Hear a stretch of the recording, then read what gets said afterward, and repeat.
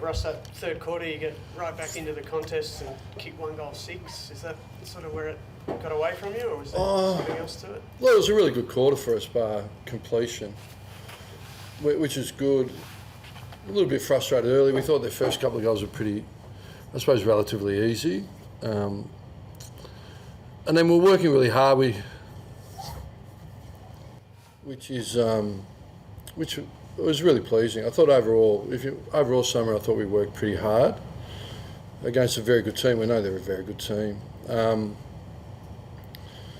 areas we improved, if you think last week, we really got to come to improve our football. So I think we kicked 3-3 out of our back half against a really strong front half pressure team. So, we trained all week, use our numbers, find marks, all the AFL jargon, but the things most AFL teams want to do, we felt the week before, and it was clearly evident, West Coast pressure, and we punted the ball out when we had numbers. And so if you think from week to week, so as a coaching panel and play group, we feel we used our numbers, moved the ball pretty well and created some pretty good opportunities. Our organisation behind that attack, at times, particularly the first half, wasn't at the level, and they exited, if we turned it over, pretty, more than we would have hoped for. So centre square bounces was a struggle all day for us, and I think it ended up like 5-13 or something, I can't remember, but the entries, which gave them ground position, that does make it hard. We've been really good all year in there, but we've come off the last couple of weeks, so that was difficult.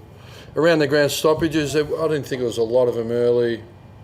It was a pretty open game early, but in the last quarter we actually opened it up in the third, and Robert Hay was really good. Well, why don't we just open it up more, and that worked, and we kept that and probably stuck with it in the fourth, but they lifted in there, and their speed and power in the end got on top of us, and at one stage I think it was 14 entries to 1, which a lot of it come from centre bounce clearance and midfield stoppages that hadn't happened all day. So I think we had the last 7 of 8 entries. We fought back a bit, but so that's the thing. And some completion when we're out, just giving the ball away with foot and hand was more pronounced than them. That was very costly. So some of our young players, and they'll learn from it, which is fine. So we walk away disappointed. Obviously, we know they're top of the pops, really, or theoretically at the minute. So there was a bit to like, but we are disappointed,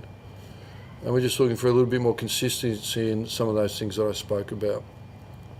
You're disappointed with the size of the crowd tonight? It was 13,500 or something.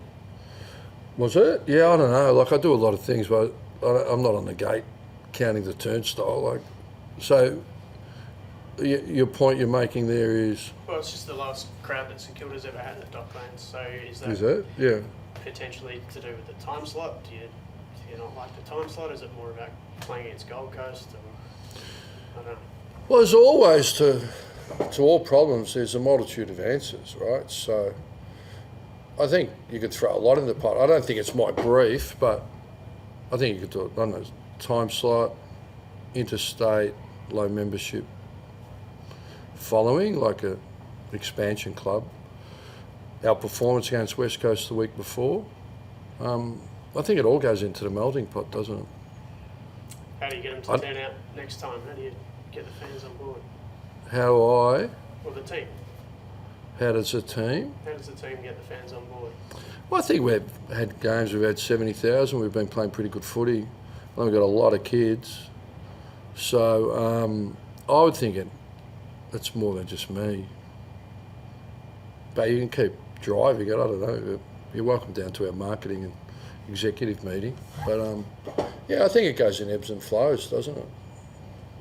The decision to sub Darcy out, what was behind that? And I think you had Max Hall as well, a little bit injured during the game. Was there a decision to sub him out as well, or was it just purely... Yeah. Well, I'll start with the first component of the question, or I can go to the second component. I wasn't aware that Max Hall was any injury. I could be wrong. So that's the second part. The first part, we've been working closely with Darcy. I think he's played like 32 games straight as a first-year player. And to put that in context, I think when you're at a higher performing top 4 team for a period of time, sometimes you don't play in your first 2 years.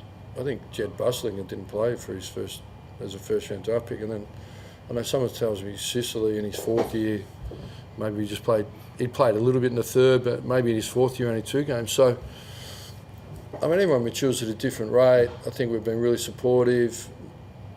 We know he's been under a bit of form challenge, which he sort of spoke to us about, and he offered to, maybe he should go back to the VFL. He spoke to the match committee and we were like, no, we'll back you in, but it just wasn't working for him today. We had Hugh Boxall, his first year player, pretty good player in the VFL that we picked, and we just thought for the balance of the team we could just shuffle it up and do that.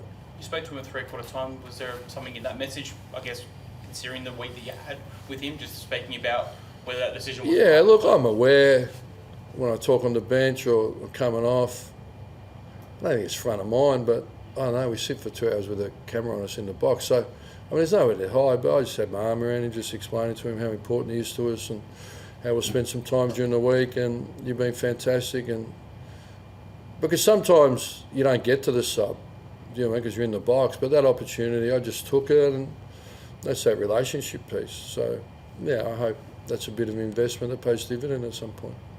Obviously, you had the same situation with Hugo a couple of weeks ago, and then he was able to respond from that. As in, you subbed Hugo out early, and he was able to respond with the Rising Star nomination the week after. We hope that Darcy, I guess, takes that on board as well, and I guess responds, whether that's in the VFL next week or with you guys up in Northern Territory. Well, Darcy's already had a Rising Star, so that can't. No, I mean in terms of performance, not. I think we're overplaying the sub. So let's make it clear, all the AFL coaches wanted the sub gone.